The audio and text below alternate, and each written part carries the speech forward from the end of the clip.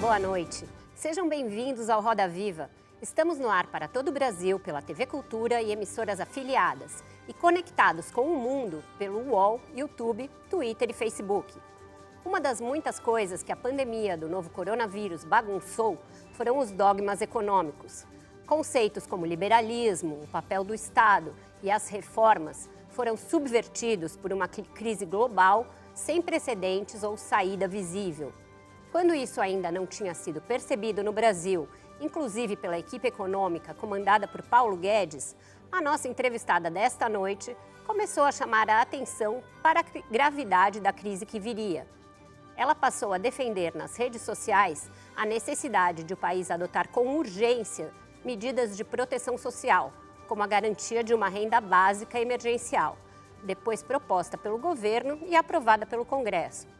A exposição levou a que rapidamente tentassem rotulá-la, o que não é uma novidade para ela, mas também não é simples. Afinal, ela foi uma crítica precoce da política econômica de Dilma Rousseff, em artigos e no seu livro Como Matar a Borboleta Azul. E pouco depois causou celeuma entre os colegas liberais ao declarar o voto em Ciro Gomes em 2018. Colunista do Estadão e da revista Época, pesquisadora sênior do Instituto Peterson para a Economia Internacional e professora da Universidade Johns Hopkins, está no centro do Roda Viva de hoje, direto de Washington, a economista Mônica de Bolle. Nascida no Rio de Janeiro, foi professora no Departamento de Economia da Pontifícia Universidade Católica do Rio. É PhD em Economia pela London School of Economics e trabalhou no Fundo Monetário Internacional, com a experiência adquirida em organismos internacionais, incluindo o Instituto Peterson de Pesquisas Econômicas e a Universidade Johns Hopkins, em Washington, onde leciona, não tem dúvidas em afirmar que é preciso aumentar os gastos do governo para socorrer os trabalhadores e as empresas. Alerta que o momento é de urgência e que, se o isolamento social não for levado a sério, existe o risco de um colapso no sistema de saúde e na economia. Para entrevistar a Mônica de Bolle, nós convidamos Alex Ribeiro, repórter do Valor Econômico, Denise Campos de Toledo, apresentadora e comentarista de economia da Rádio Jovem Pan e da TV Gazeta, Hélio Gurovitz, colunista do G1 e da revista Época, Joel Pinheiro, colunista da Folha de São Paulo e do canal My News, e Heloísa Mendonça, repórter do El País no Brasil. Hoje, excepcionalmente, não contaremos com os desenhos em tempo real do nosso Paulo Caruso. Mônica, obrigada por ter aceitado o nosso convite para estar aqui essa noite. Boa noite, Vera. Boa noite a todos. Para mim é um enorme prazer estar aqui. Eu queria começar te perguntando a respeito do que a gente viu ontem, o presidente da República participando de manifestações de caráter golpista, que pediam a volta do AI-5, intervenção militar, fechamento do Congresso, isso no momento em que a gente ainda vive a subida dos casos do novo coronavírus no Brasil. Você tem estudado muito as curvas da pandemia no mundo, tem dito que isso é importante para a gente tentar traçar estratégias para sair dessa crise. Como este comportamento impacta a estratégia brasileira neste momento e o que você acha que deveriam ser as prioridades do governo para a gente enfrentar esse momento em que a gente está, Mônica? Bom, o comportamento certamente é prejudicial, né, num ambiente de extrema gravidade, que é esse que o Brasil atravessa. Eu moro aqui nos Estados Unidos e vejo o Brasil umas 3 semanas atrasado em relação ao curso da epidemia aqui nos Estados Unidos, sendo que aqui os hospitais, de maneira geral, têm condições de arcar com a epidemia, né? E as quarentenas e as medidas sanitárias já foram impostas em muitas partes há algum tempo. Mesmo Nova York, epicentro da crise, chegou quase a um colapso do sistema de saúde, mas não chegou a ter um colapso propriamente, embora a situação lá tenha ficado muito preocupante.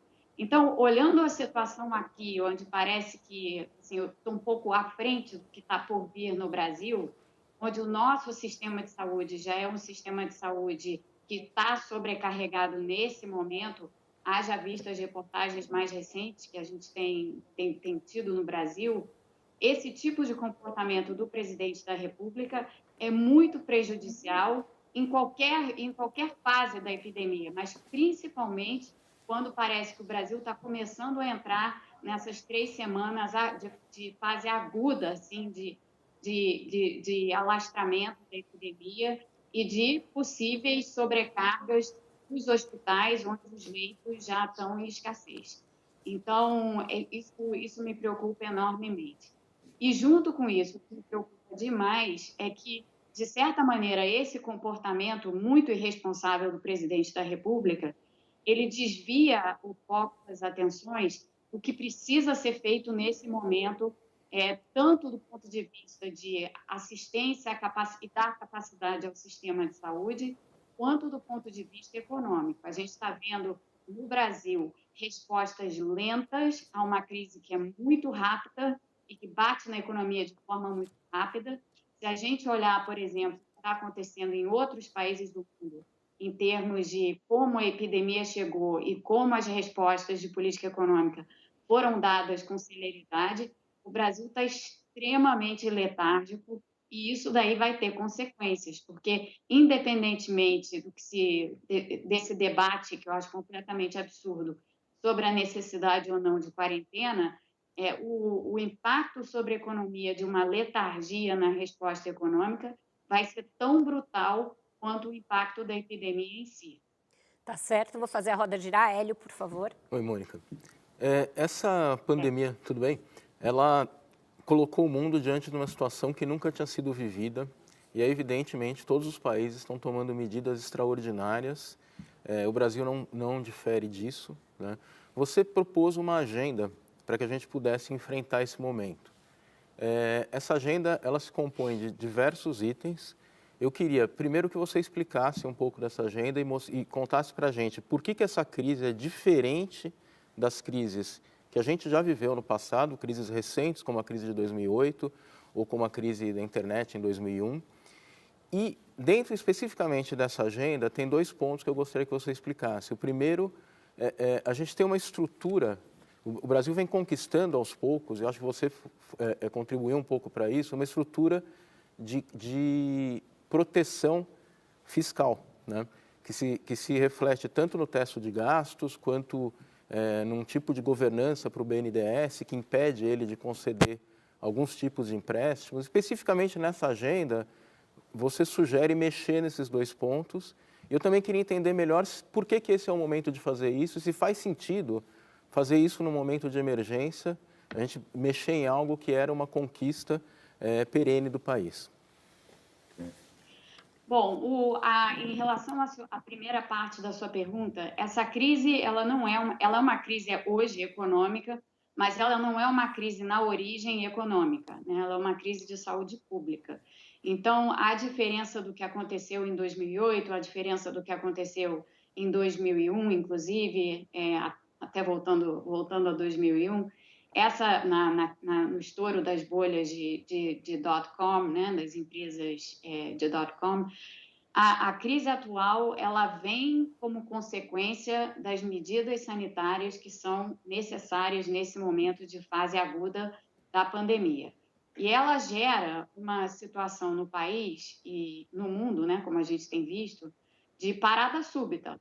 Então, você impede a movimentação das pessoas ou limita muito a movimentação das pessoas, impõe as quarentenas, impõe as medidas de distanciamento social, e aí disso o que vem é uma queda brutal da demanda e uma queda brutal da oferta. Então, você tem uma crise que abala todos os lados da economia, abala as empresas, abala a capacidade de produção, abala os consumidores, abala os investidores, e o setor privado entra no estado de paralisia dos 2 lados. Então, o tipo de resposta e o tipo de medida que você tem que fazer, o tipo de medida econômica que você tem que fazer para tentar sustentar a economia, porque aqui tem uma coisa muito diferente da crise de 2008. A gente não está tratando de resolver a crise por meio dessas medidas. No momento, a gente está tratando de evitar que o baque econômico seja ainda mais profundo do que ele seria ou será na ausência de tais medidas. Então, a gente está tentando dar alguma rede de sustentação à economia em meio a essa parada súbita provocada pelas medidas sanitárias. Isso é muito diferente do que aconteceu em 2008, onde a crise, por ser de natureza financeira e de natureza econômica, as medidas econômicas impostas, elas tinham um duplo objetivo. O primeiro deles era de dar o mesmo tipo de sustentação à economia e o segundo era fazer a economia começar a se rearrumar, se reorganizar e a reagir.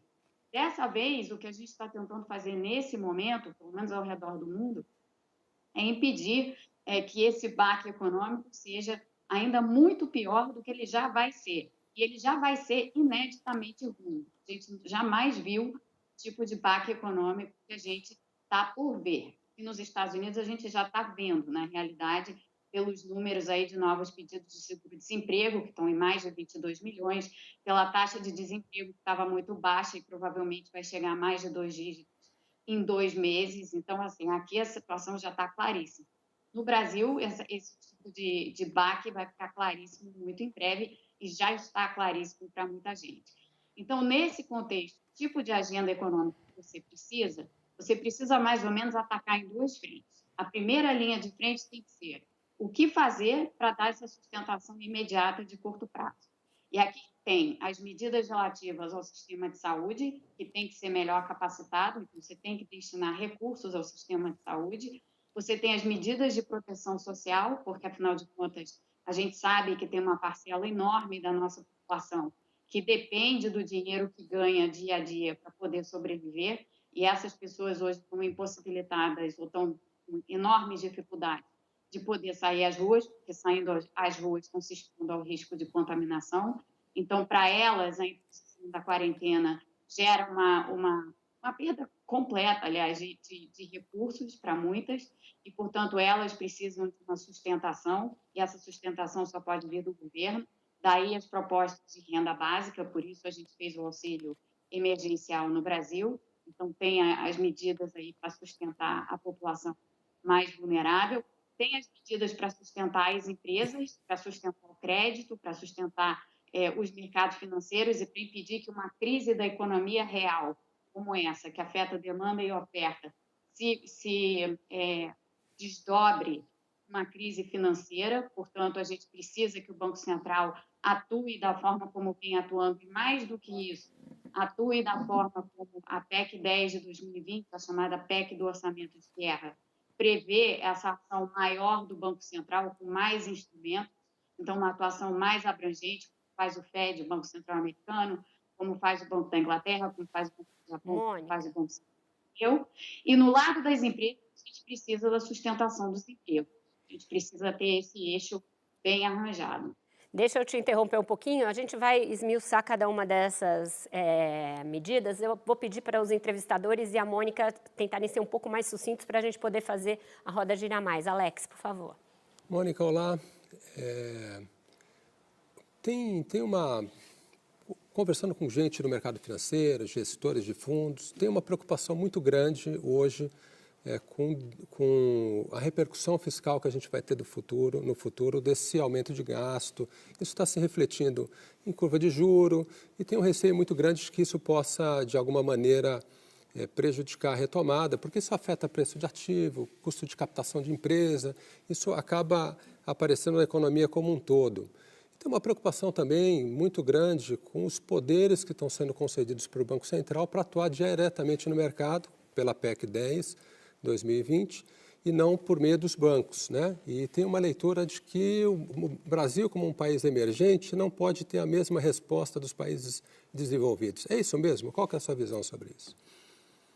Não, eu discordo dessa visão. Eu acho que o Brasil é um país que hoje, ao contrário de outras épocas, tem condições, sim, de atuar das formas como estão sendo propostas. É um país emergente, é um país que entrou nessa crise de uma posição de maior vulnerabilidade do que muitos, tudo isso é verdade.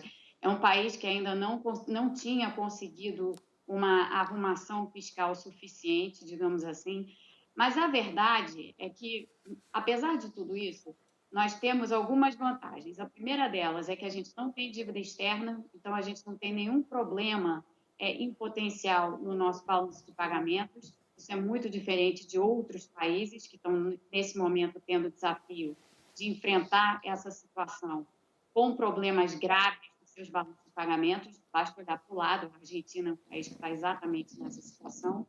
E, para além disso, a nossa emissão de dívida pública ela é toda em moeda doméstica.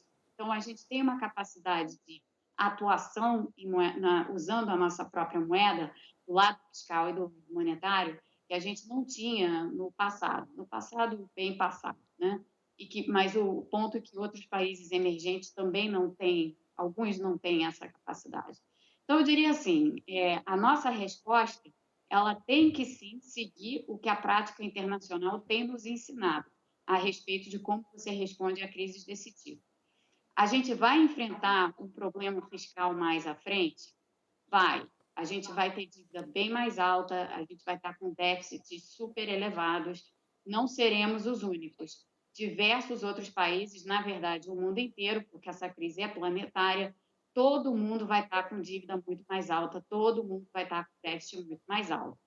Como que a gente vai resolver isso depois? A gente precisa pensar depois. Eu acho que hoje o problema que se coloca ele é tão agudo e tão grave que não é o momento de você tentar restringir a sua forma de atuação pensando assim, eu não posso fazer porque isso vai estourar minha dívida PIB. Porque o risco é o seguinte, o risco é você ter um colapso econômico muito maior por dar respostas insuficientes, o que leva, de todo modo, a um descolamento absoluto da razão de dívida PIB. Então, a dívida PIB ela tem dois componentes, ela tem o numerador e o denominador.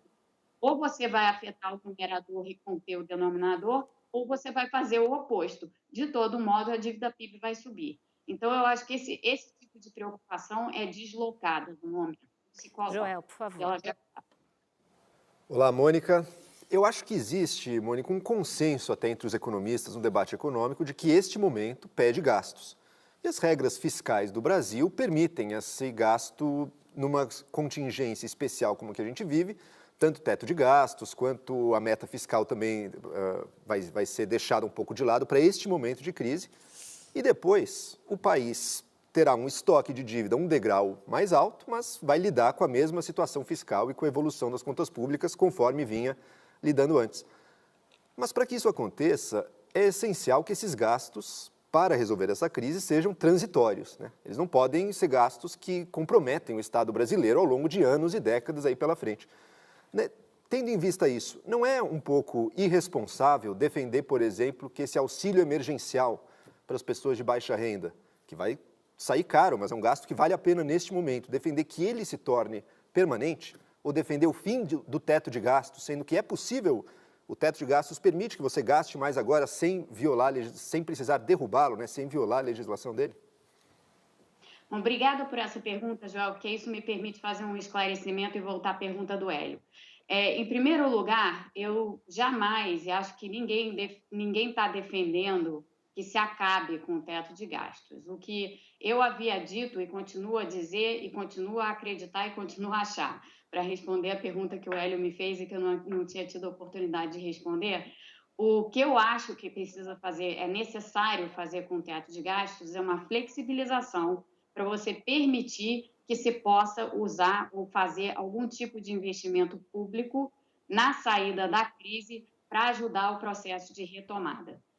O teto de gastos, que aliás foi assunto do Roda Viva em que eu participei em 2016, foi praticamente assunto do programa inteiro, lá atrás, há 4 anos, eu já defendia a seguinte ideia: o teto de gastos no Brasil, da forma como ele vinha sendo desenhado, era excessivamente rígido e não ia permitir, num momento de crise, e num momento de crise muito aguda, que a gente pudesse ter os mecanismos para resolver a crise, de certa maneira.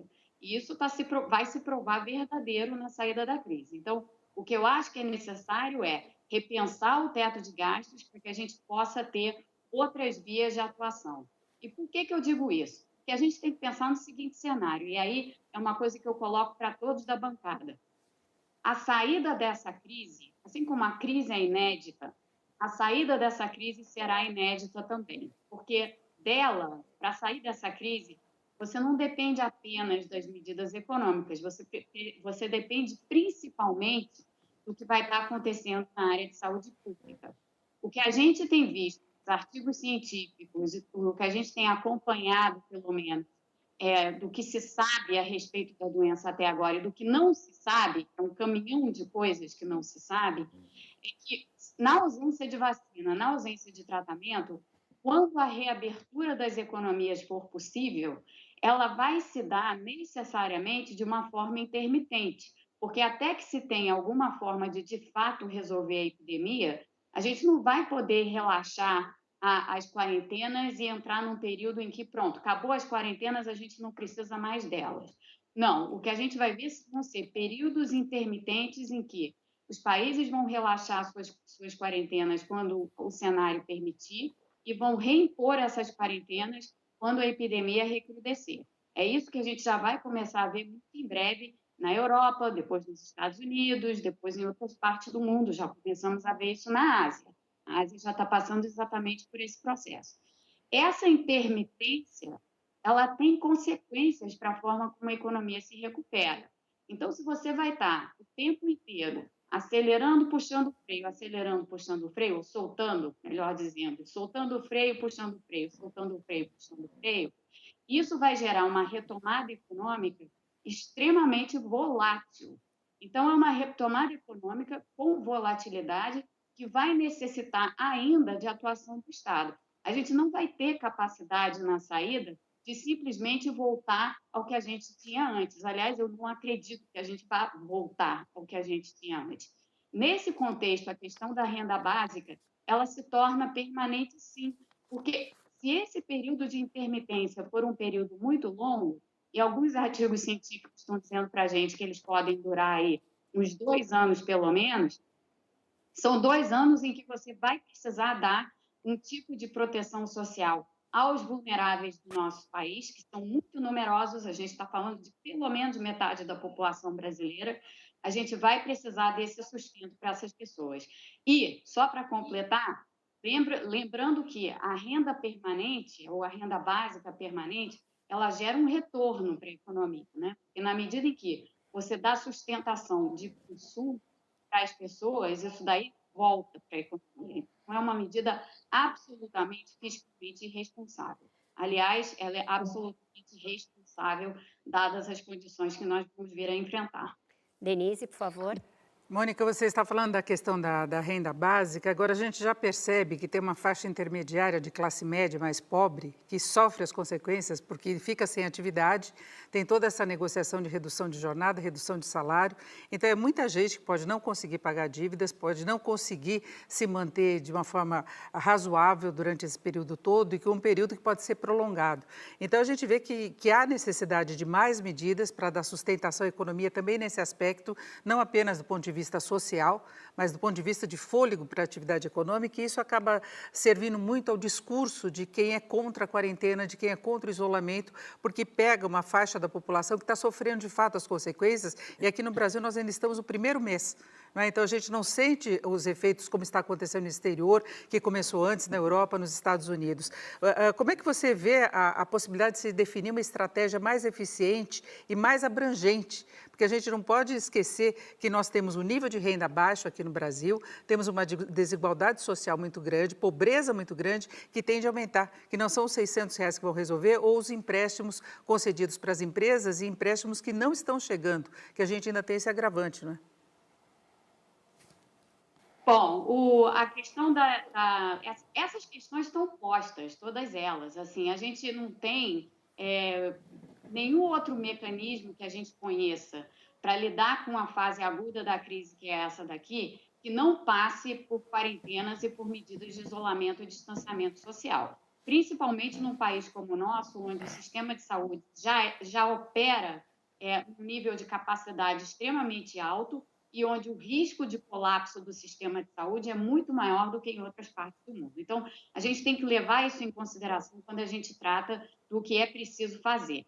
O que coloca esse debate entre ter ou não ter quarentena, nesse momento, ele é um debate falacioso para o Brasil. Assim como outros países tiveram que fazer, o Brasil vai ter que fazer também.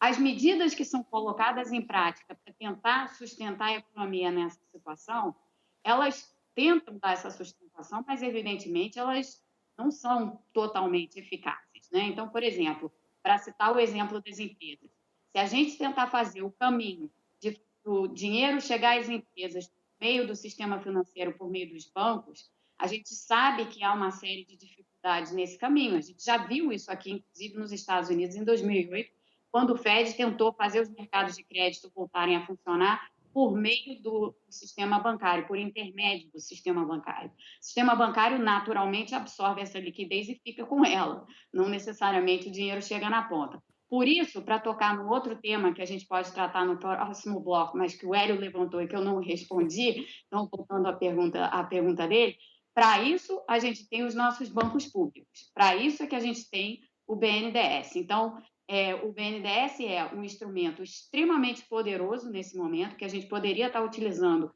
da forma correta. Eu fui uma grande crítica da atuação do BNDES no passado, principalmente na gestão da Dilma, mas ali foi um momento diferente do momento que a gente vive hoje. O momento que a gente vive hoje, o melhor instrumento para fazer o crédito chegar às empresas, principalmente pequenas e médias, é o BNDES, que são os bancos públicos. Então agora nós vamos para um rápido intervalo, voltamos já já com a pergunta da Heloísa Mendonça.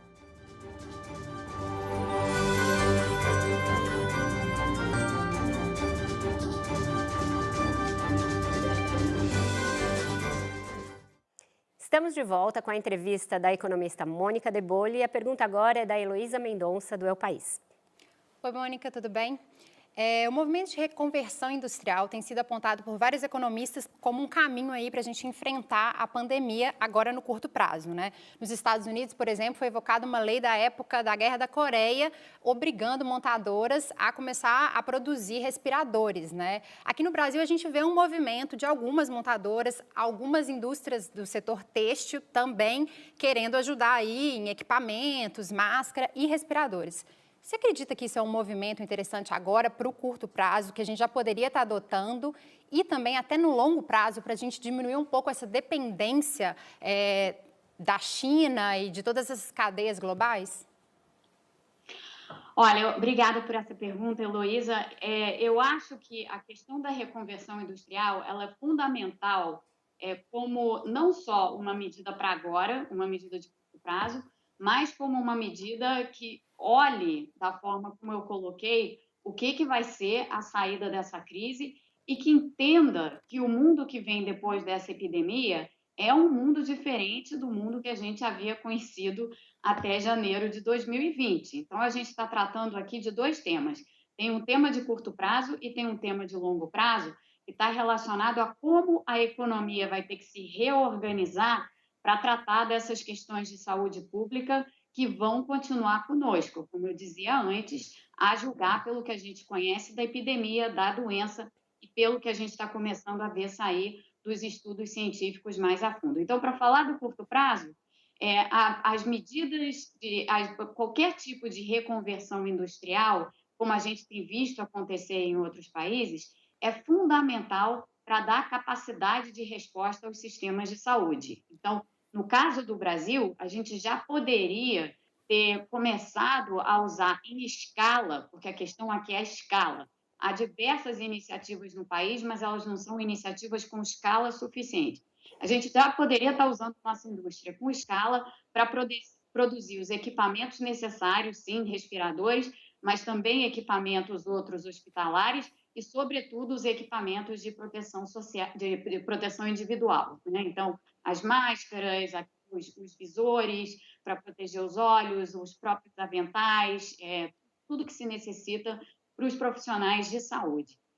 Na saída da crise, no pós-pandemia, digamos assim, tratando desse cenário que eu coloquei, em que a gente vai ter quarentenas intermitentes, para permitir que as pessoas possam, com segurança e gradualmente, retornar ao trabalho, os equipamentos de proteção social vão ser fundamentais. Então, a gente aqui está tratando de pensar na saída com as quarentenas intermitentes, não só de equipamentos de proteção individual para os profissionais de saúde, mas para a população como um todo, principalmente para aqueles que voltarem ao trabalho primeiro. Então, de novo, a gente precisa de produção disso em escala. Para além disso, como o vírus vai continuar em circulação e até que a gente tenha uma certeza um pouco maior sobre as questões relativas à imunidade, se vai ter vacina, se não vai ter vacina, que é uma questão que está em aberto e que a gente não sabe ainda pelos artigos científicos, a necessidade que nós vamos ter de reinventar partes da nossa economia são muito relevantes. Então, por exemplo, eu fico pensando assim, como é que vão ser os painéis de elevador? Você não vai poder ficar apertando o botão, né? Porque isso daí tem um risco de transmissão, como a gente já sabe. Então, talvez painéis com sensores térmicos, a gente talvez tenha que começar a pensar nisso. Só para dar um exemplo de como as tecnologias, o salto tecnológico que a gente vai ter que dar, é um salto tecnológico que vai ser necessariamente adiantado em alguns anos para muitas partes da economia. Fintechs, por exemplo, conseguem chegar mais rapidamente nas pessoas. Fintechs vão ter que ser mais utilizadas do que bancos. Então, tem toda uma reorganização da economia aqui, antes até de falar em mudanças de cadeias de produção em China. A gente pode voltar ao tema China depois. Você está falando aqui de mudanças muito profundas e no longuíssimo prazo, quando a gente tem uma equipe econômica no Brasil que ainda hoje parece bem apegada à sua agenda de dezembro e janeiro, achando que, passada essa quarentena, a gente vai simplesmente restartar essa agenda e voltar a falar de reformas que nem sequer tinham sido mandadas, muitas delas para o Congresso, mas que eram a cantilena que a gente ouvia antes da pandemia. Você acha que essa agenda, a gente tem de dar a notícia ao ministro Paulo Guedes de que ela morreu para sempre e ela terá de ser substituída, ou você acha que tem alguma possibilidade dela ser retomada? Eu acho que tem pontos dessa agenda que vão ser retomados num futuro que a gente não sabe ainda qual é, né? Então, a parte toda relativa à reforma administrativa, que eu considero necessária e acho que tem que ser feita, ela continua sendo importante, mas antes dela tem várias outras prioridades que têm que ser resolvidas. Como eu falava antes, esse esforço de pensar o que é o mundo pós-pandemia e, em particular, o que é o Brasil pós-pandemia, como é que a gente faz para reorganizar a nossa indústria para que ela tenha esse olhar para o lado da saúde, ou seja, a integração que inevitavelmente já existe e vai continuar a existir entre saúde e economia, ela é algo para que nós economistas comecemos a pensar. Mas, Mônica, é absolutamente premente que a gente será que essa isso. é uma crise do liberalismo? Quer dizer, a cada 10 anos tem uma grande crise, a gente chama o Estado para resolver tudo isso. E a ideia do liberalismo de um Estado pequeno, no momento que a gente tem percebido de maneira recorrente que você precisa de um Estado grande. E é também uma crise da globalização. O Japão está tirando as cadeias produtivas da China. O mundo vai ser o mesmo que a gente pensava que ia ser? Esse mundo que estava por trás dessa agenda não está mudando? Sim, sem dúvida alguma. Eu acho que esse mundo está mudando sim, e está mudando já, a gente já está no processo de reconstrução desse mundo. Deixa eu responder a parte sobre o Japão, que toca diretamente na questão China, e depois eu volto a outro tema. Na questão da China, em especial, tem muita gente olhando para a China e pensando a China vai se sair muito melhor dessa crise, a China vai ser agora o grande centro de poder econômico e geopolítico mundial. Eu não acredito que isso vai ser verdade, porque o que vai acontecer e já está acontecendo nesse exemplo do Japão e outros países vão seguir esse exemplo, é que a China tinha passado a ser um vórtice fundamental nas redes de produção globais, e esse vórtice se mostrou extremamente frágil no momento em que a epidemia começou a se espalhar. Então, essa extrema dependência das cadeias de produção e dos países em especial na China se mostrou vulnerável. A gente ficou sem redundâncias no sistema. E a ausência dessas redundâncias agora é o que está forçando muitos países a repensar a sua relação com a China e a, eventualmente, fazer um outro tipo de ordenação das redes de produção e das cadeias globais de valor que não passem tanto pela China. Então, eu acho que esse mundo aí certamente vai se redesenhar. Agora, sim. Mônica, Essa questão de se rever as relações com a China começou, na verdade, antes mesmo com a guerra comercial entre Estados Unidos e China, né, em que os Estados Unidos queriam reavaliar todas as relações comerciais, e o que se percebeu é que algumas cadeias de produção nos Estados Unidos dependiam muito da China. E o mesmo aconteceu quando a China entrou em quarentena, né, em algumas cidades que ela não conseguia abastecer a indústria de outros países. Então, aí já se leva a uma reavaliação também da relação entre as duas economias. Como é que você vê a posição dos Estados Unidos nessa nova configuração, não apenas na relação com a China, mas na relação com outros países também? Agora, querendo acrescentar, inclusive, a forma como os Estados Unidos estão agindo em relação a respiradores que vêm da China, ele esquecendo a relação que tem com outros países, não deixando que produtos dos Estados Unidos venham, por exemplo, para o Brasil. Então, como é que você vê essa recomposição? Bom, o que está acontecendo agora no curto prazo é o que está acontecendo agora, né, de imediato. A questão maior, para mim, e essa ainda está indefinida e tem diretamente a ver com a sua pergunta, é o que vai acontecer com o quadro das eleições americanas. Então, assim, eu acho que muito do nosso entendimento a respeito de relação Estados Unidos-China, relação Estados Unidos-mundo, passa diretamente pelas eleições de novembro desse ano. E se as eleições de novembro desse ano vão resultar numa vitória do Trump ou, eventualmente, numa reviravolta democrata. E a reviravolta democrata pode acontecer com a eleição do Trump e com uma virada completa do Congresso, em que o Congresso passe a ser majoritariamente democrata. Então, essa pergunta ela está diretamente atrelada ao que vai sair das eleições aqui, portanto, cabe observar os próximos meses para poder respondê-la.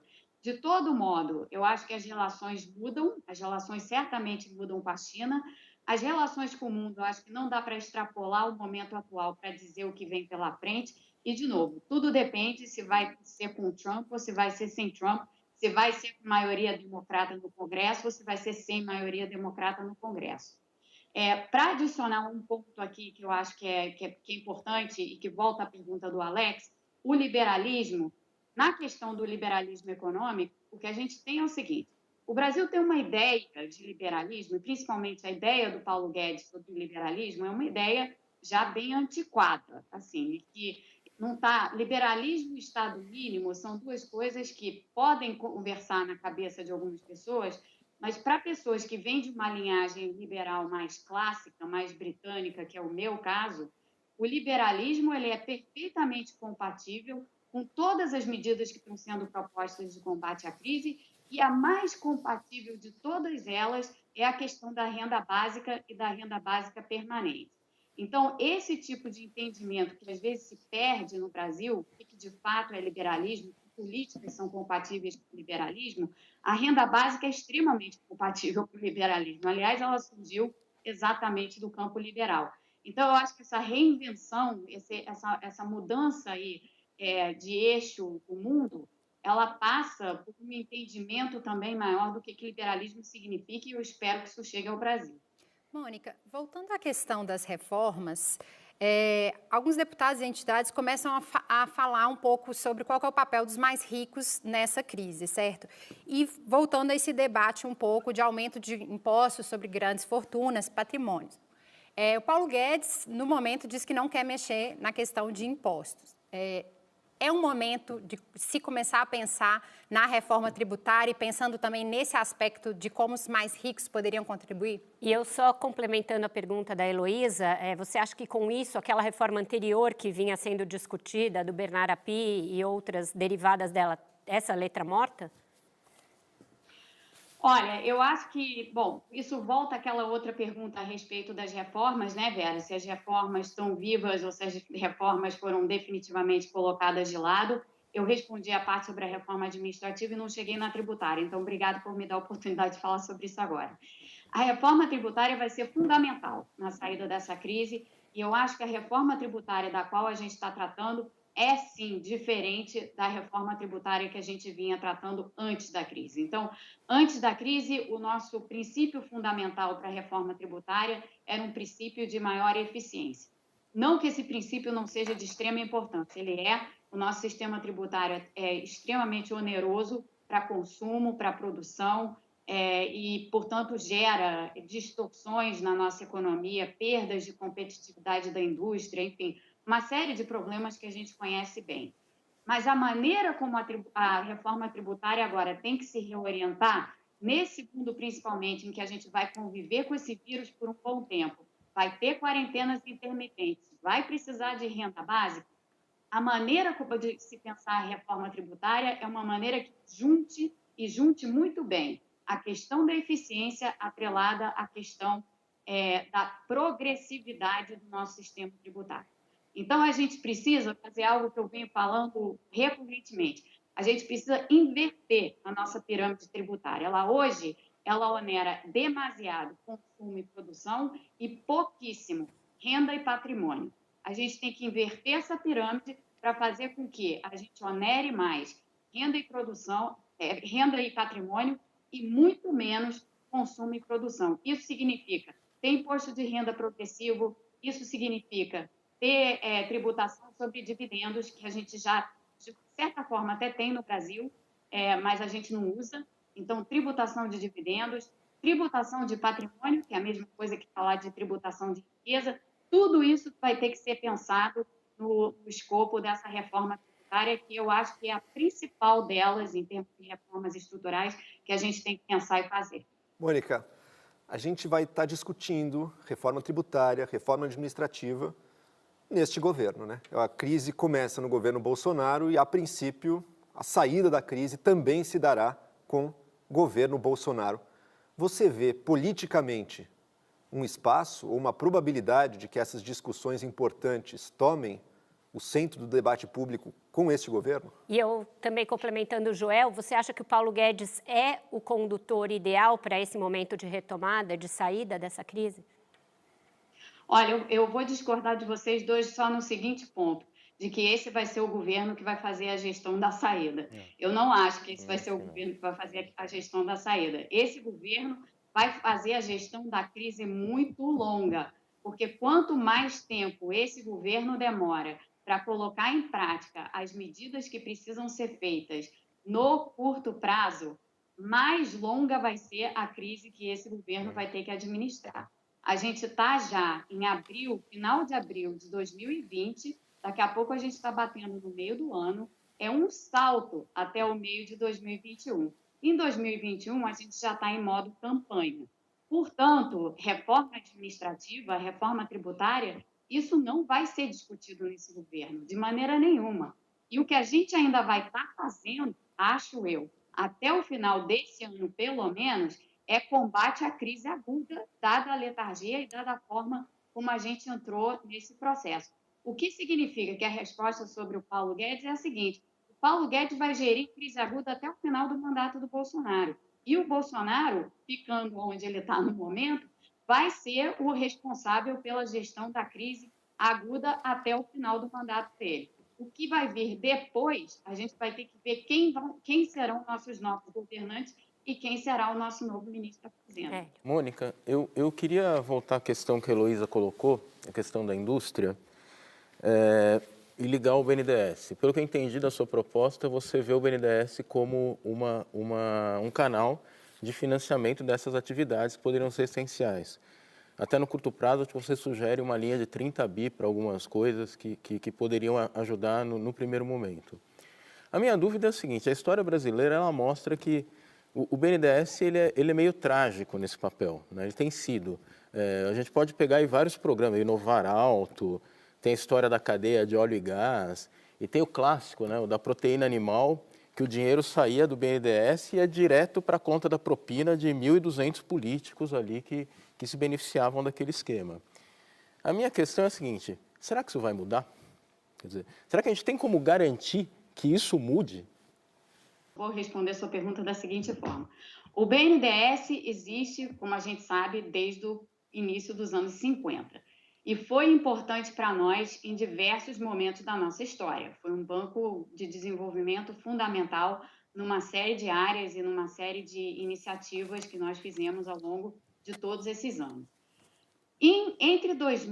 Depois da crise financeira de 2008, ali na crise de 2008, 2009, quando a gente estava sofrendo ainda os efeitos mais agudos e tal da paradeira de crédito e tudo mais, o BNDES foi de extrema relevância para nos auxiliar a dar uma sustentação ao investimento. E deu. Há estudos que mostram isso. O BNDES deu uma sustentação importante para o investimento naquele momento, e foi um instrumento relevante para que a nossa recessão tenha sido muito curta lá atrás. O problema que a gente cometeu, o erro que nós cometemos com o BNDES, foi ter continuado a utilizar o BNDES de uma maneira completamente equivocada nos anos que se seguiram. Então, entrando aí nos anos Dilma. E um monte dessas iniciativas que você citou foram iniciativas do governo Dilma, que deram errado. Todas elas deram errado. A gente tinha ali uma visão de que o BNDES ia ser utilizado para motivos variados, inclusive para construir campeões nacionais, e não que a construção de campeões nacionais dê sempre errado, mas no caso brasileiro ela deu profundamente errado. E houve muitas questões de governança e muitos problemas em relação ao BNDES por causa do mau uso do BNDES. Tem como a gente consertar isso? Claro que tem. Desde então, a gente tem feito um esforço enorme, aliás, para mudar essas relações de governança do BNDES, para mudar as relações entre o governo e o BNDES, solicitando maior transparência. O BNDES tem lá um portal de transparência, tem um corpo técnico extremamente qualificado e que está todo aí disposto a fazer o que for preciso para ajudar o país. Então, se a gente acredita que a gente é capaz de ter um governo mais racional e que saiba fazer uso desse instrumento tão valioso que é o BNDES, a gente não pode cair no erro de achar que a gente vai sempre cometer os mesmos equívocos que foram cometidos na gestão Dilma. A gente já sabe quais foram esses equívocos. Usar isso como argumento para dizer, então a gente não pode nunca mais usar o BNDES de determinadas maneiras, eu acho que essa é uma forma meio, assim, simples e derrotista de olhar para um instrumento tão poderoso como esse que a gente tem. Cabe lembrar aqui o seguinte, eu vou usar exemplos europeus, e o pessoal pode dizer, mas a Europa não se compara com o Brasil. Mas só para fazer um ponto, depois da crise de 2008, ficou em grande evidência por que os bancos públicos eram tão importantes como instrumentos de combate à crise. Tanto assim que os bancos públicos, vou citar dois, o BPI na França, que foi criado naquela ocasião, e o KfW na Alemanha, que já existia, mas que desde então recebeu muitos aportes do governo e hoje é um banco imenso, esses dois bancos estão sendo utilizados de forma bastante agressiva pelos governos da França e da Alemanha, respectivamente, para auxiliar exatamente essa retomada. Lembro também que, em 2008, a discussão aqui nos Estados Unidos, durante um breve momento, passou pela criação de um banco público aqui. Essa ideia nunca foi à frente, não existe banco público nos Estados Unidos. Mas, para lembrar, esse tipo de instrumento é de extrema valia numa situação como a gente vive hoje. Haja visto o belíssimo trabalho que a Caixa Econômica Federal está fazendo, por exemplo. A Caixa Econômica Federal está, na medida do que pode, fazendo um trabalho excepcional na distribuição de linhas de crédito e de recursos para pequenas e médias empresas, além de pessoas físicas. Então, assim, a gente poderia ter o BNDES com uma capacidade muito maior que a Caixa tem, atuando nessa frente também. E a gente não está fazendo isso por medo de cometer os erros que foram cometidos na gestão Dilma. Ora, esses erros a gente já sabe quais são. Então, a gente não tem por que cometê-los novamente. Tá certo. Então, com isso, a gente fecha o nosso segundo bloco, volta já, depois do intervalo, para o terceiro bloco da entrevista com a Mônica De Bono.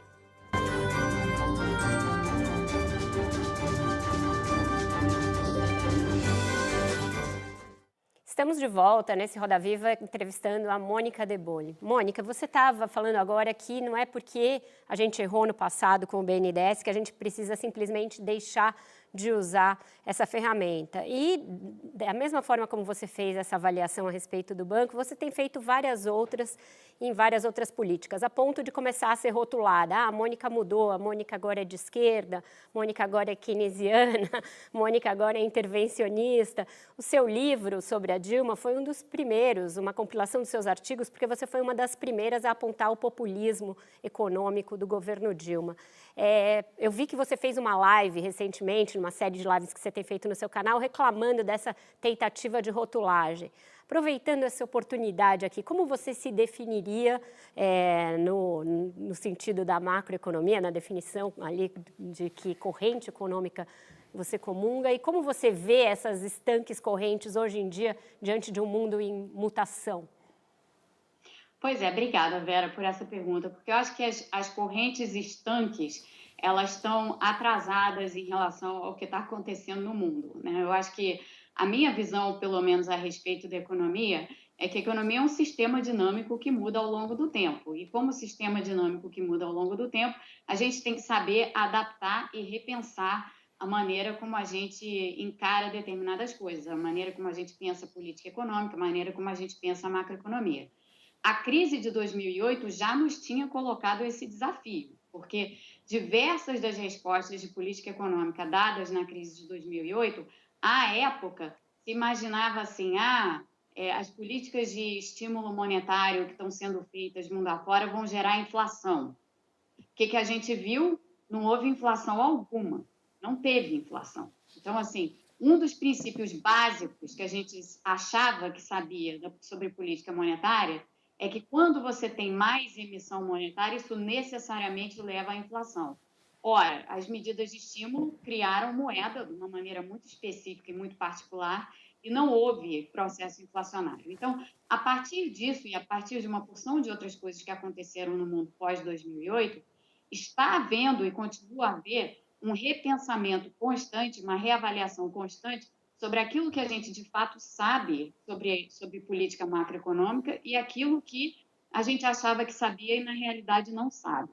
Então, aonde eu me coloco nesse debate, eu me coloco como uma pessoa que está constantemente estudando esses temas. Eu não tenho dogmas, eu não tenho preceitos, eu não tenho nenhum tipo de maneira estática de olhar para a economia. As questões estão mudando, os debates estão colocados e a gente está tentando repensar uma porção de coisas à medida em que o debate flui e à medida em que a ciência econômica flui junto. E tem muita coisa sendo feita e muita coisa sendo publicada e eu faço parte desse esforço dado onde Mônica, eu faço pesquisa. Você citou aí política monetária. O Brasil está com juro positivo, 3,75% ao ano. Existe um medo tremendo no Banco Central de baixar o juro muito rápido, assustar o mercado e ter um efeito inverso, em vez de estimular a economia, provocar uma contração, né? E o Banco Central está ganhando instrumentos novos de política monetária. Seria o caso de cortar o juro? Seria eficaz nesse momento cortar o juro? Eu acho que não seria eficaz cortar os juros, poderia até o Banco Central fazer isso, eu acho que seria inócuo na realidade, porque a situação que a gente vive no Brasil hoje e no mundo de um modo geral é uma situação no Brasil, pré-depressão econômica. Em algumas partes do mundo, já depressão econômica colocada. Então, nesse contexto, reduzir juros, os juros atuam de uma forma muito sintonia fina na economia. E sintonia fina não funciona no momento de crise aguda. Não é pela sintonia fina que você consegue resultados. Mas nem para abrir espaço fiscal, por exemplo, o argumento fiscal, você corta o juro, diminui o gasto com o juro da dívida e você pode... Vamos colocar outra proposta também para fiscal, que está assim, o próprio ministro Paulo Guedes citou, vender reservas para pagar parte da conta do gasto fiscal que a gente tem. São boas ideias cortar juro e vender reserva? Peraí, não vamos misturar os temas. A primeira coisa para se entender, a gente está num momento de crise aguda. Em momentos de crise aguda, o momento de crise aguda exige medidas excepcionais. Então, não dá para a gente pensar com o mesmo tipo de instrumental que a gente tende a pensar quando a gente está vivendo momentos de normalidade. Então, a política de juros, que funciona muito bem em momentos de normalidade, ela tende a não funcionar bem em momentos de crise. A gente viu isso em 2008 e está vendo isso agora. Por isso, todos os bancos centrais estão fazendo medidas excepcionais, inclusive o nosso próprio. Então, acho que essa questão tem que ser ponto pacífico. O mesmo vale para a política fiscal. Então, essa maneira que a gente tem de pensar, o fiscal leva a uma alta dos juros, que leva a um pagamento maior dos juros da dívida, o que desarticula a sustentabilidade da dívida à frente. Tudo isso é verdade numa situação de normalidade, numa situação de quebra e de ruptura, as coisas mudam de lugar. Então, eu acho que a gente tem que primeiro ter esse entendimento de qual é o ponto de partida e qual é o quadro que está colocado para nós. Então, esse é o primeiro ponto. Na questão das reservas, eu tenho discutido isso, ou discuto isso desde pelo menos 2017, num contexto pensando assim, se a gente tem uma sobra de reservas, e aí, olhando as métricas todas do FMI, a gente tem alguma sobra de reservas, sobra significa excedente, então a gente poderia usar uma parte das nossas reservas, se fosse o caso, e ainda assim manter um chão significativo para que nós não tenhamos o tipo de problema de balanço de pagamento que outros países têm, como eu colocava aqui anteriormente em outros blocos do programa, a gente tem aí uma reserva excedente, usando os números do FMI, que são bem conservadores, de mais ou menos uns 120 bilhões de dólares. É aconselhável usar isso agora? Lá em 2017, eu defendi que era aconselhável usar naquele momento. A gente não estava vivendo crise nenhuma em 2017, a gente estava num pleno processo de recuperação. Usar como? Naquela época, eu defendi usar para abater dívida. Como é que eu penso nessa questão agora? Agora não estamos mais na normalidade, agora nós estamos vivendo a crise. Então, para nós, o que é importante? Guardar esse arsenal de reservas que nós temos, inclusive esse excedente específico, para que nós possamos utilizá-lo na saída. Porque, como você próprio já tinha observado, Alex, o nosso problema na saída, nós vamos ter, sim, um desafio fiscal a enfrentar. E vai ser um desafio fiscal que não vai poder ser enfrentado frontalmente com medidas de austeridade, porque a nossa recuperação vai ser volátil. Lembra da história das quarentenas intermitentes que eu falava e de que isso provavelmente vai significar que a economia se recupere em zigue-zague. Então, nesse quadro de volatilidade, medidas de austeridade que a gente usaria em outras ocasiões, a gente não vai poder usar. Como é que a gente vai começar a poder atacar o nosso problema de dívida elevada posteriormente? Talvez por meio aí, sim, Mônica, de dívida. Você está colocando a questão fiscal num segundo plano nesse momento de emergência. Agora, há uma grande preocupação, por exemplo, na relação do governo federal com os estados. Nós temos orçamento de guerra, concessão de mais recursos e pensou nos benefícios adicionais para os estados que estão segurando mais as despesas até relacionadas à saúde. Você vê a necessidade hoje de se ter algum cuidado adicional com relação a isso, para que não se estimule vícios antigos, gastanças irresponsáveis, embora hoje não se imagine que os estados possam ter gastança exagerada, porque eles têm despesas mesmo, mas como é que você vê no horizonte em prazo mais longo? A maneira como eu vejo é a seguinte, e aqui eu me alinho ao Felipe Salto, da Instituição Fiscal Independente, eu faço parte do Conselho de Assessoramento Técnico da IFE, me alinho com ele e com o Zé Roberto Afonso. Eles têm defendido, e eu estou plenamente de acordo com o que eles vêm dizendo a respeito dos estados e municípios, que não é o momento de você dar aos estados e municípios capacidade de endividamento própria, porque isso daí necessariamente vai fazer com que a situação fiscal fuja completamente de controle, dado que vários desses estados e municípios já estão em situação extremamente difícil, situação fiscal extremamente difícil. Isso não quer dizer que não se deva dar os recursos necessários, principalmente na parte de resposta de saúde pública, mas também na parte de proteção social, para os estados e os municípios. Como é que você faz isso? Você tem que fazer isso de forma centralizada. Então, é a União quem tem que, em última mão, dar capacidade, seja por meio de repartição de recursos, seja por meio de intervenções diretas, né, com recursos direcionados para esses estados e para essas localidades, para que eles possam ter a capacidade de resposta que eles necessitam. Fazendo dessa forma, a União tem controle sobre a emissão de dívida necessária e não deixa a situação correr solta de forma completamente desordenada. Mas aí tem atrito político. Tem atrito político. E a gente está num momento em que a gente está vendo esse atrito político muito claramente, né? Porque o que a gente está vendo já é o seguinte, a gente tem um presidente da República que nega a necessidade de quarentena, a gente vê governadores e prefeitos que sabem muito bem que a quarentena é necessária por conta dos desafios que eles próprios enfrentam com seus sistemas de saúde, e a questão da redistribuição, da distribuição de recursos para os estados e para os municípios está sendo utilizada pelo Poder Executivo como uma forma de tentar fazer com que os governos e os municípios, os estados e os municípios larguem mão das quarentenas de forma absolutamente irresponsável. Então, essa luta política que está havendo entre o Poder Executivo e os governadores e os prefeitos, mas principalmente os governadores, ela está sendo colocada de uma forma extremamente prejudicial para a população. Mônica, eu queria falar justamente, centrar na figura do presidente aí, o papel dele nesses atritos políticos.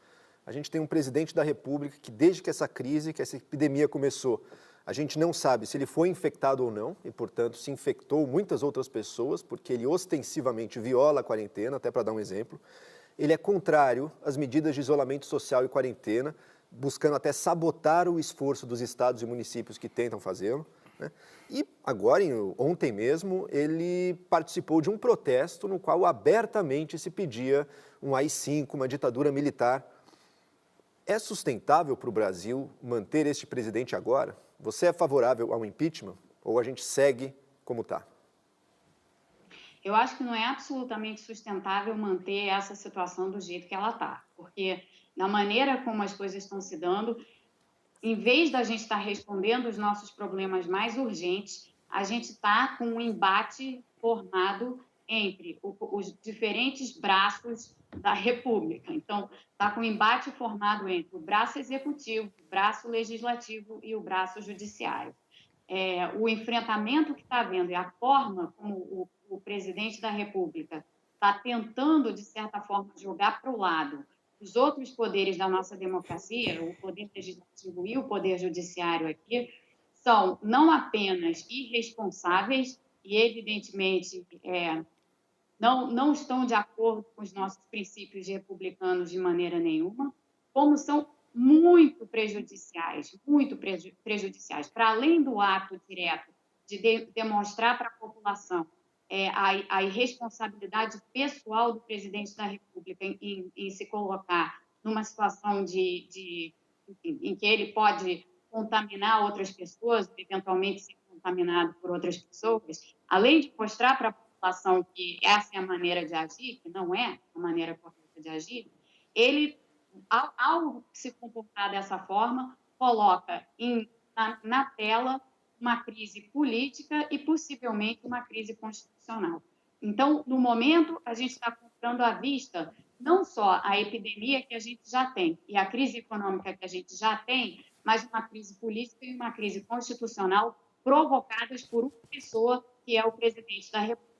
É o momento de fazer isso? Evidentemente que não é. E o impeachment, você seria favorável neste momento?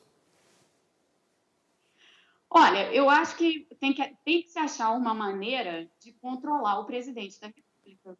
Ele simplesmente não pode jogar o país numa crise política e numa crise constitucional.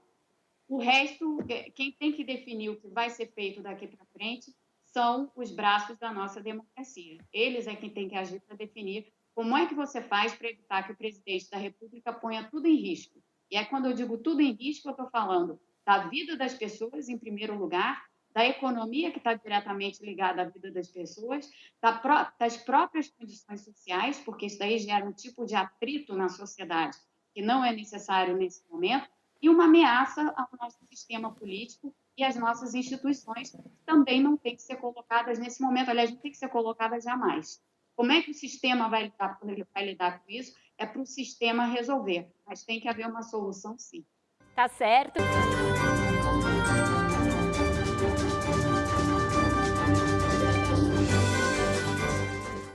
Estamos de volta para o último bloco da entrevista com Mônica De Bolle, a pergunta da Heloísa e depois o Hélio. Mônica, anteriormente você falou do papel do BNDES, dos bancos públicos, né? Mas qual que deveria ser a atuação agora dos bancos privados nessa crise? Bom, os bancos privados, que a gente gostaria, o que todos nós gostaríamos é o seguinte: como os bancos privados estão recebendo uma assistência considerável de liquidez do Banco Central e vão receber uma ajuda adicional com todos os novos instrumentos e novos dispositivos que a PEC 10 proporciona, os bancos deveriam ter a responsabilidade de passar uma parte dessa assistência adiante e de fazer com que os mercados de crédito continuem funcionando na medida do possível. Ou seja, o que a gente esperaria dos bancos seria não um empossamento dessa assistência que eles vão receber, mas sim uma atitude responsável em relação ao restante da economia. Então, tá na mão deles mostrar para a sociedade brasileira que eles serão responsáveis e que eles repassarão os recursos recebidos. Mônica, eu queria te fazer uma pergunta. Em virtude da MP 936, foi dada autorização para as empresas promoverem negociações com seus funcionários de modo a manter empregos e promover algum tipo de redução salarial. Isso já aconteceu em vários setores, já aconteceu nas montadoras, aconteceu nas aéreas, algumas empresas de varejo. Em contrapartida, isso não aconteceu ainda no setor público.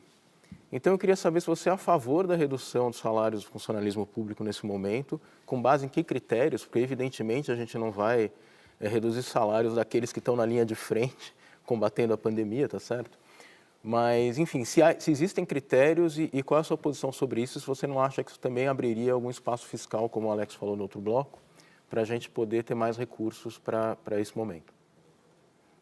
Bom, eu acho que aqui a gente tem uma discussão de extrema relevância, que já estava colocada antes da crise, inclusive, que é a questão dos super salários do funcionalismo público. Isso daí tem que ser atacado de frente já. A gente tem, inclusive, como a gente conhece bem, situações que não são nem constitucionais, da maneira como muitas pessoas, muitos funcionários públicos que recebem esses salários e benefícios muito elevados, nenhum deles deveria estar recebendo esses salários e benefícios extremamente elevados. Então, eu sou muito favorável, aliás, diria que extremamente favorável a essa ideia de redução imediata dos supersalários e adequação dos supersalários a uma situação que hoje se configura como totalmente anômala, a uma situação de maior normalidade. A justificativa, Mônica, do ministro Paulo Guedes para não tomar essa medida agora é de que esses salários, esses funcionários vão ser importantes na retomada para reaquecer o consumo, reaquecer a economia. Você acha que isso é uma falácia? Acho que isso não faz o menor sentido.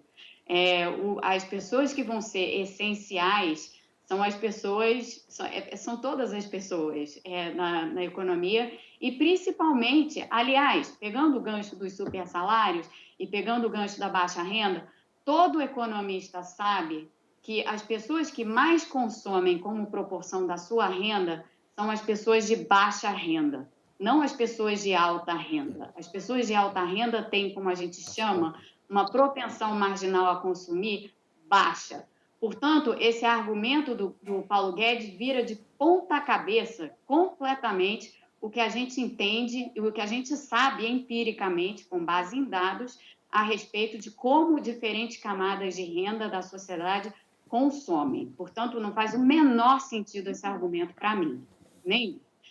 Voltando à pergunta do Hélio, no que diz respeito a outros funcionários públicos, a gente tem que lembrar que a gente tem muitos em posição essencial. Então, claro, os profissionais da saúde, evidentemente, mas a gente tem também professores, a gente tem também pessoas exercendo outro tipo de atividade, como cuidadoras e relacionadas ou não ao sistema de saúde. E a gente tem os salários de um funcionário público típico ou mais característico, não é um super salário, né? Essas pessoas não recebem uma renda tão extraordinária assim. Então, eu acho que essa discussão hoje, ela está muito mal colocada. Eu acho que a discussão hoje quer falar de salário do funcionalismo público? Então, vamos tratar dos super salários. Essa é a questão que tem que ser realmente tratada. E no que diz respeito à MP 936, eu acho que ali tem uma questão fundamental, que é como é que você vai proteger a renda, porque isso é necessário, daquelas pessoas que recebem até 3 salários mínimos e que formam uma massa imensa de trabalhadores formais no Brasil. Porque para esse assalariado, uma redução de 70% do que recebe, acoplada a um benefício, a compensação de 70% do seguro-desemprego, gera uma queda na renda mensal de 30%, que é enorme para pessoas de baixíssima renda. Então, ali tem uma questão muito mal pensada a respeito de quem é que pode ter seu salário reduzido em 70% e quem não pode. Para mim, pessoas que recebem até 3 salários mínimos deveriam receber os seus salários integrais. Mônica, você, além de uma economista e pesquisadora, você também está no debate público e está, inclusive, bastante ativa nas redes sociais, né? Eu imagino que você sinta, inclusive, o que é o clima hoje em dia do debate nas redes sociais, em que todas essas nuances, em que qualquer medida um pouco mais sofisticada é simplificada de uma maneira brutal, jogada para um dos lados do espectro ideológico e tratada com aquele rótulo e ponto final, né? O que você está sentindo do debate público hoje em dia? Ele está piorando? Ou talvez seja bom, porque mais gente, pelo menos, está participando? A gente tem alguma esperança de chegar num lugar mais razoável ou não? Essa gritaria e essa polarização tendem a continuar? Ou talvez algo tão cru como uma pandemia que atinge indistintamente classes sociais e ideologias pode fazer com que a narrativa seja substituída por um pouco de bom senso? Muito obrigada por essas duas perguntas, porque nisso eu sou mais otimista do que o normal. Eu acho que a situação que se coloca perante nós é tão extraordinária, mas tão extraordinária, que ela está permitindo, sim, que algumas bolhas sejam furadas. Então, eu já estou no debate público brasileiro há muito tempo, e já reclamo do debate público brasileiro há muito tempo também. Achava e sempre achei que a gente tinha um ambiente de extrema polarização que estava sendo levado ao debate público, que é sempre prejudicial, porque isso faz com que as pessoas não se ouçam, isso faz com que pessoas que têm maneiras de pensar diferentes não escutem umas às outras, isso é sempre ruim, porque ao conversar você tem sempre alguma coisa que você pode absorver de um ou de outro. Vera, você me perguntava anteriormente sobre essa questão de rótulos. Esse é exatamente um problema que eu vejo no Brasil. Assim, olhando para mais antigamente, né, eu venho assim de uma linhagem de economistas. Meu pai era economista, trabalhou com Maria Henrique Simonsen, enfim, e eu sempre vi, desde pequena, um tipo de atuação dessas pessoas na esfera pública que era completamente diferente do que se vê hoje. As pessoas conversavam entre si, pessoas de linhas diversas. E isso acrescentava ao debate. Hoje, a gente não está vendo isso acontecer no Brasil, mas isso não quer dizer que não existam os espaços para que isso se dê. Eu acho que nessa crise extraordinária, uma coisa que estou vendo acontecer já, e que, portanto, é possível furar essas bolhas, é que tem muita gente interessada em simplesmente ter a informação, em simplesmente entender como é que determinadas coisas funcionam. Isso tem ficado muito evidente na área relativa à epidemia, à doença, e, portanto, a gente tem os divulgadores científicos, o Átila e a Marino, fazendo um trabalho excepcional, mas isso está ficando evidente na economia também.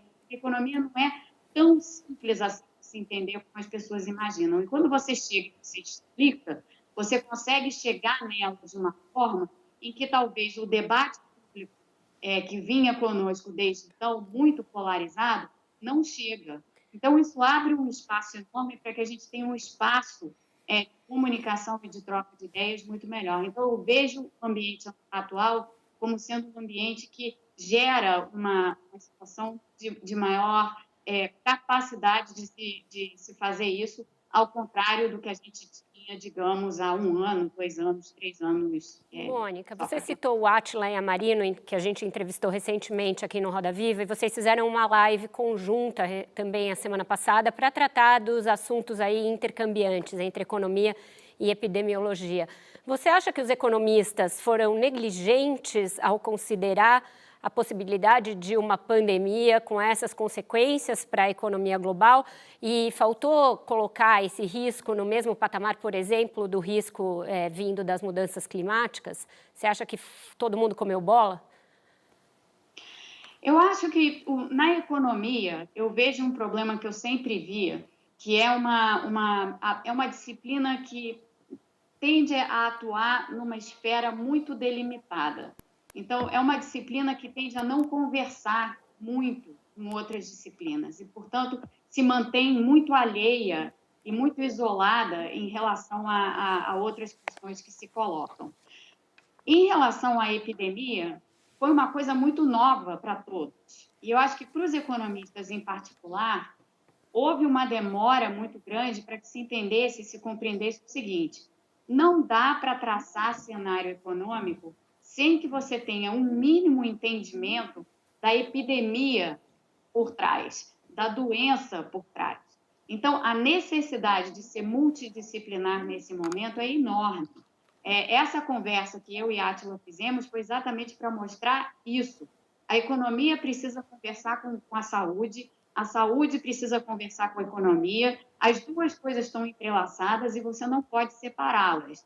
E hoje, qualquer cenário que se faça, econômico, de medidas, de retomada e tudo mais, não pode desconsiderar o que é o cenário da epidemia. Então, na minha visão, os economistas têm que estar em constante contato com os artigos científicos, com os cientistas, com os infectologistas, com os biólogos, com as pessoas que têm experiência nessa área, para que eles possam traduzir o que está vindo da ciência para a economia e para as medidas econômicas. Eu acho que isso gera uma certa transformação e uma certa reorientação na maneira como os economistas devem pensar, que ficou por muito tempo deixada de lado, a questão da multidisciplinaridade. Nós temos espaço para a última pergunta do programa. Quem dá mais? Denise. Eu queria falar, Mônica, rapidinho, porque a gente falou de redes sociais, da revisão de valores e tal, mas a gente ainda vê essa discussão entre escolher entre economia e saúde. É uma coisa que me preocupa muito, que leva à discussão política disso. Não é? Então, a gente tem esse acirramento agora, em plena pandemia.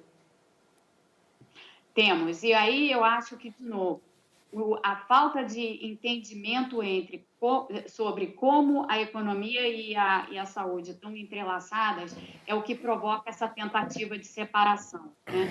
É uma separação que não é possível de se fazer, porque se você deixa de lado a questão de saúde e das medidas sanitárias para deixar a economia voltar a operar, o risco sobre o que você se coloca é um risco de colapso do sistema de saúde, de mais mortes do que você teria em outras circunstâncias, de caos social em potencial derivado desse colapso do sistema de saúde, de caos político, enfim, e portanto, de colapso econômico. Então, não dá devida atenção à ciência por trás dessa epidemia, que requer o tipo de isolamento social que a gente está tendo nesse momento, é uma forma de, talvez não ter uma recessão tão forte nesse momento exato, mas ter uma recessão brutal mais à frente, uma retomada muito mais lenta e com uma situação em que você vai perder vidas, você vai perder pessoas. A economia só funciona com pessoas. Então, é um debate que eu vejo e percebo as pessoas olhando e tratando disso dessa forma, mas é uma visão muito estreita essa, porque é uma visão que não entende que essas duas coisas, saúde e economia, andam juntas, elas são totalmente interligadas. Você não consegue fazer uma cisão e dizer, vamos fazer isso para não ter que fazer aquilo. Não. O que vai acontecer na área de saúde, independentemente do que se faça na economia, vai abalar a economia.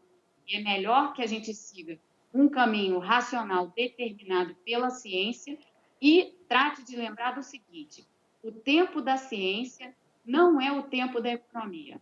E a gente vai ter que se adequar a isso. A economia não é soberana nesse momento. O tempo da ciência é soberano nesse momento. E a gente vai ter que se adequar a essa linha de pensamento. Tá certo, então, e infelizmente o nosso tempo também acabou.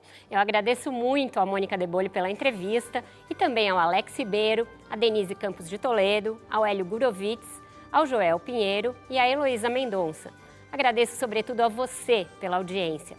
Desde março, a cada semana, temos procurado discutir aqui no Roda Viva um aspecto diferente da pandemia do novo coronavírus. No Brasil ainda estamos vivendo a subida dos casos. Então é preciso que você continue em casa para que consigamos achatar a curva de contaminação. Boa noite a todos, uma excelente semana e até a próxima segunda-feira com mais um Roda Viva.